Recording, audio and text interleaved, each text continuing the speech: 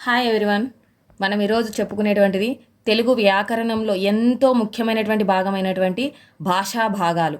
ఈ భాషా భాగాలు డిఎస్సి అభ్యర్థులకైనా కానీ, టెట్కు ప్రిపేర్ అవుతున్నటువంటి ఎస్జిటి వాళ్ళకి, ఎస్ఏ తెలుగు ప్రిపేర్ అయ్యేటువంటి వాళ్ళకి ఎంతో ముఖ్యమైనటువంటిది. అలాగే Navodaya, 10th class exams, public exams రాసే పిల్లలకు కూడా ఈ యొక్క భాషా భాగాలు అనేటివి ఎంతగానో ఉపయోగపడతాయి.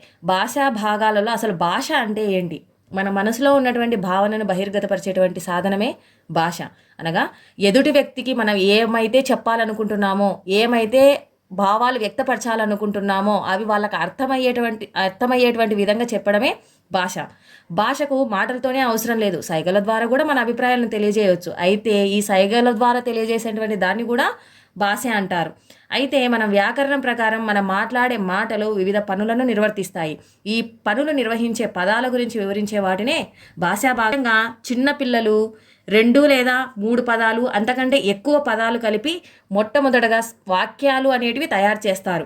మనం మాట్లాడేటువంటి మాటలు పదాలతో కాకుండా వాక్యాలలో ఎక్కువగా ఉంటాయి. అయితే ఈ వాక్యాలను విడగొట్టి వాటిని ప్రత్యేకమైనటువంటి భాగాలుగా విభజించారు. ఈ ప్రత్యేకమైనటువంటి భాగాలకే ఒక్కొక్క భాగానికి ఒక్కొక్క రకమైనటువంటి పేరు పెట్టడం జరిగింది. వీటినే భాషా భాగాలు అంటారు. భాషలో వివిధ పనులు నిర్వహించే పదాలను గురించి వివరించేదాన్నే భాషా భాగాలు అంటారు. ఇది భాషా భాగాల యొక్క నిర్వచనం. ఈ భాషా భాగాలు వచ్చేసి 5 రకాలుగా విభజించడం జరిగింది. మొదటిది నామవాచకం, సర్వనామం, విశేషణం, క్రియ, అవ్యయం. అయితే మన ఇందులో మొట్టమొదటిగా తెలుసుకున్నటువంటిది నామవాచకం.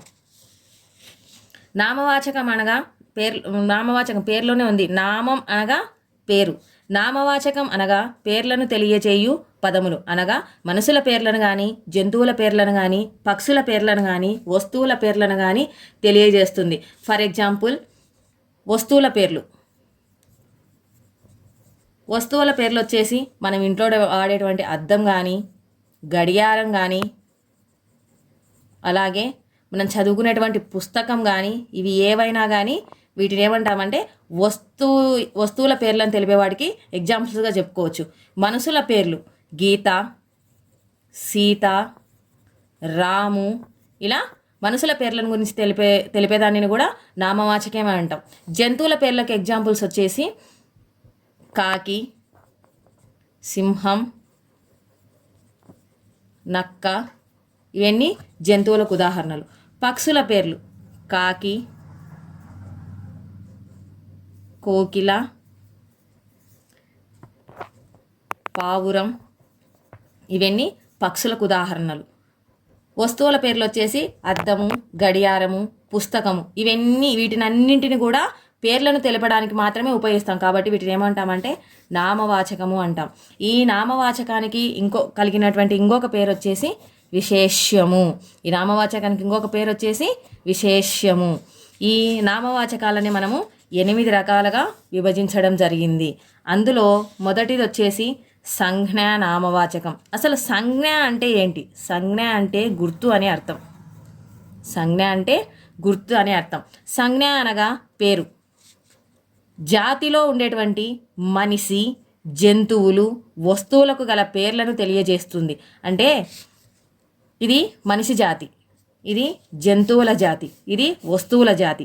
ఈ వస్తువులను అన్నింటిని కలిపి వస్తువులనే అంటాం. కానీ ఈ వస్తువులలో పర్టికులర్గా ఒక పేరు అనేటి ఉంటుంది. ఫర్ ఎగ్జాంపుల్, పలక. పలక అనేది ఒక వస్తువే, కానీ దానికి పర్టికులర్గా ఒక పేరు అనేది ఉంటుంది. పెన్ను, ఇది కూడా వస్తువే, కానీ దీనికంటూ ఒక పేరు ఉంటుంది. జంతువులు, ఆవు, ఎలుక, ఇట్లా వాటికంటూ ఒక పేరు ఉంటుంది. వీటినన్నింటినీ జంతువులు అంటాం. అలాగే మనుషులకు కూడా లక్ష్మి, సీత, ఇలా ఒక్కొక్కరికి ఒక్కొక్క రకమైనటువంటి పేరు ఉంటుంది. ఈ విధంగా పర్టికులర్గా ఆ జాతికి సంబంధించినటువంటి వాళ్ళలో పర్టికులర్గా ఒక్కొక్క దానికి ఒక్కొక్క పేరు ఉండటం జరుగుతుంది. ఈ విధంగా ఆ పేర్లను గురించి తెలిపేదాన్ని ఏమంటామంటే సంజ్ఞా నామవాచకము అంటారు. నెక్స్ట్ ఎగ్జాంపుల్స్ కాకి, కోడి, రాజు, కమల, విజయవాడ, పలక, వీటినన్నింటికి సంజ్ఞా నామవాచకాలకు ఉదాహరణలు. నెక్స్ట్ జాతి నామవాచకం. జాతిని తెలిపేదే జాతి నామవాచకము. ఇప్పుడే చెప్పుకున్నాం మనం. జాతి అంటే మనుషులు, జంతువులు, వస్తువులను వీటికి ప్రత్యేకంగా చెప్పేటువంటి వాటిని సంజ్ఞానామవాచకం అంటాం. ఈ జాతుల గురించి తెలిపే వాటిని ఏమంటామంటే జాతి నామవాచకము అంటాం. జంతువులను అన్నింటినీ కలిపి జంతువులు అంటాం. పక్షులను అన్నింటినీ కలిపి పక్షులు అంటాం. చెట్లను అన్నింటినీ కలిపి వృక్షాలు అంటాం. నదులను అన్నింటినీ కలిపి నదులు అంటాం. మళ్ళీ నదులలో కూడా గంగా నది, సింధు నది, బ్రహ్మపుత్ర నది, కావేరి నది, గోదావరి నది, కృష్ణా నది, రకరకాల పేర్లు ఉంటాయి. కానీ ఆ నదులను అన్నింటినీ కలిపి నదులు అంటాం. దీన్ని ఏమంటామంటే జాతి నామవాచకము అంటాం. నెక్స్ట్ గుణనామవాచకం. గుణనామవాచకం. గుణం అంటే స్వభావం. ఇది ఒక వ్యక్తి యొక్క కానీ, ఒక జంతువు యొక్క కానీ, ఒక వస్తువు యొక్క కానీ దాని యొక్క స్వభావం గురించి తెలిపేదాన్నే ఏమంటామంటే గుణనామవాచకం అంటాం. అంటే గుణాలను తెలిపే నామవాచకాన్ని గుణనామవాచకం అంటాం. ఫర్ ఎగ్జాంపుల్ మంచి, చెడు. ఎవరైనా ఒక వ్యక్తి గురించి చెప్పాలంటే అతను మంచి వ్యక్తి, చెడు వ్యక్తి అని అంటూ ఉంటాం. అదేగా మనం తినేటువంటి వస్తువులలో తీపు, చేదు, పులుపు, ఉప్పు, కారం ఇలాంటివి చెప్తాం. అలాగే రంగుల గురించి చెప్పేటప్పుడు తెలుపు, నలుపు, ఎరుపు ఇలాంటి రంగుల గురించి తెలుపుతాం. అలాగే ఒక వ్యక్తి తెలివైనటువంటి వ్యక్తి లేదా తెలివి లేనటువంటి వ్యక్తి అనేది అతని యొక్క స్వభావం గురించి తెలిపేదాన్ని ఏమంటామంటే గుణనామవాచకము అంటాం. నెక్స్ట్ వచ్చేసి సమూహ నామవాచకం. దీనినే సముదాయ నామవాచకం అని కూడా అంటారు. అంటే ఏదైనా సరే వస్తువుల యొక్క సమూహాన్ని కానీ, మనుషుల యొక్క సమూహాన్ని కానీ, పశువుల యొక్క సమూహాన్ని కానీ, పక్షుల యొక్క సమూహాన్ని కానీ, ఇట్లా వేటినైనా సరే సమూహాల గురించి తెలిపేదాన్ని ఏమంటామంటే సమూహ నామవాచకము లేదా సముదాయ నామవాచకము అంటాం. వీటికి ఎగ్జాంపుల్స్ వచ్చేసి రాశి, కుప్ప, తండ, గెల, సైన్యము. సైన్యం అంటే ఆర్మీలలో పనిచేసే వాళ్ళందరినీ మనం సైనికులు అంటాం. వాటిని అందరినీ కలిపి ఏమంటాం సైన్యము అంటాం. అలాగే గెల, అరటి పండ్లు అంటే ఒక్కొక్క దాన్ని తీసుకుంటే అరటి పండు అంటాం. అరటి పండ్లు మొత్తం ఒక గెలకు ఉంటాయి, ఆ దాన్ని ఏమంటామంటే అరటి గెల అంటాం. అలాగే మంద, ఆవును వచ్చేసి నామవాచకం అంటాం. ఆవుల గుంపును తెలిపేదాన్ని ఏమంటామంటే మంద అంటాం. ఈ విధంగా గుంపుల యొక్క సమూహాలను గురించి తెలిపేదాన్ని ఏమంటామంటే సమూహ నామవాచకము లేదా సముదాయ నామవాచకము అంటాం. నెక్స్ట్ క్రియానామవాచకం. క్రియల నుంచి పుట్టేదే క్రియానామవాచకం. దీన్ని ఏమంటామంటే కృదంత నామవాచకం అని కూడా అంటాము. క్రియల నుంచి పుట్టేదాన్ని క్రియానామవాచకం అంటున్నాము. అంటే అసలు ఇది ఎలా పుడుతుందంటే కాయు అనేది ఏమవుతుంది క్రియ అవుతుంది, కాయ అనేది ఏమవుతుంది నామవాచకం అవుతుంది. ఈ కాయు అనే దాని నుంచి పుట్టినదే కాయ.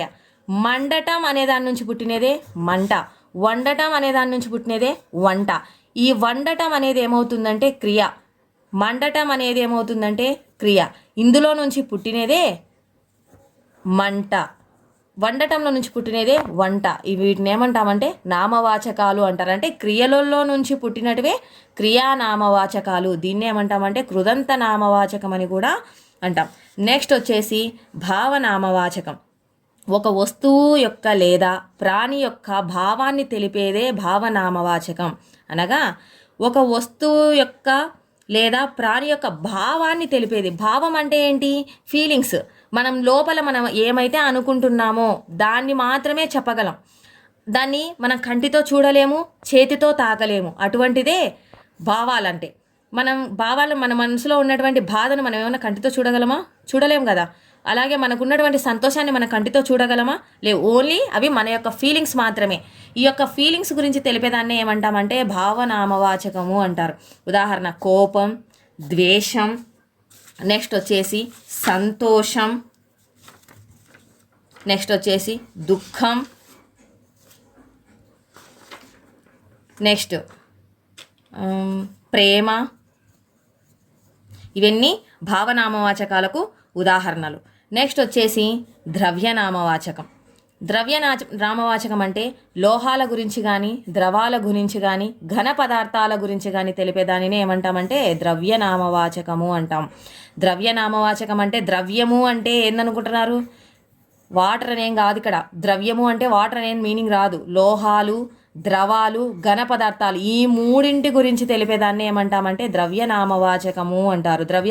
నామవాచకానికి ఉదాహరణ నీరు, నూనె, బంగారం, వెండి, ఇనుము, ఇసుక. లోహాలు అంటే ఆల్ రకాల మెటల్స్ వస్తాయన్నమాట. అంటే ఇనుము కానీ, లోహాలంటే ఇనుము, అల్యూమినియము, బంగారము, వెండి, ఇవన్నీ లోహాలే.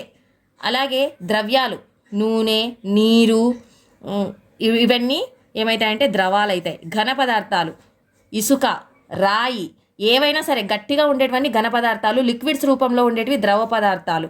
వీటినన్నిటిని కలిపి వీటినన్నిటి యొక్క పేర్లను గురించి తెలిపేదాన్ని ఏమంటామంటే ద్రవ్య నామవాచకము అంటారు. అలాగే మనకు లాస్ట్ ఈ యొక్క నామవాచకంలో లాస్ట్ పార్ట్ అయినటువంటిది 8వది తద్దిత నామవాచకము. తద్దిత నామవాచకం 8వది లాస్ట్ది తద్దిత నామవాచకం. తద్దిత నామవాచకాలంటే నామవాచకాలకు తద్దిత ప్రత్యయాలు వచ్చి చేరడాన్ని ఏమంటామంటే తద్దిత నామవాచకము అంటారు. అంటే ఏం లేదు, కాడు, కత్తె, అరి, వతి. అంటే ఫర్ ఎగ్జాంపుల్ కాడు అంటే చెలికాడు,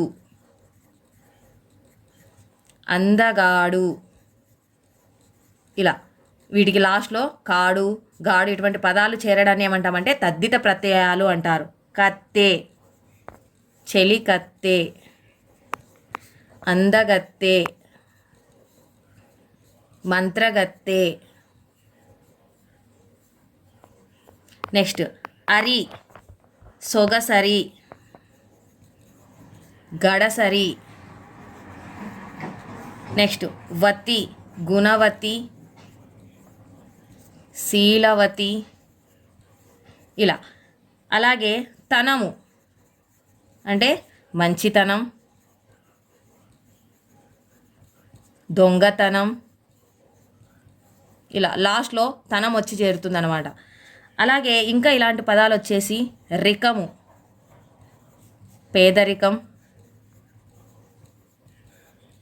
మేనరికం.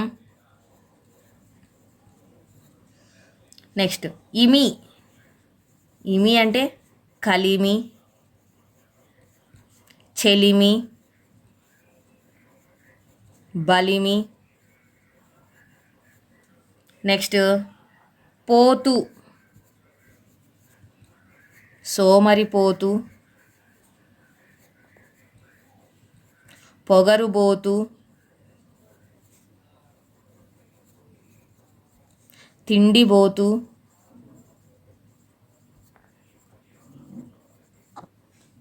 ఇలాంటి ప్రత్యయాలు చేరటాన్నే ఏమంటామంటే తద్దిత నామవాచకము అంటాము. ఇక్కడికి నామవాచకాలకు సంబంధించినటువంటి మొత్తం నామవాచకాలకు సంబంధించినటువంటి కంప్లీట్ వీడియో అయిపోయింది.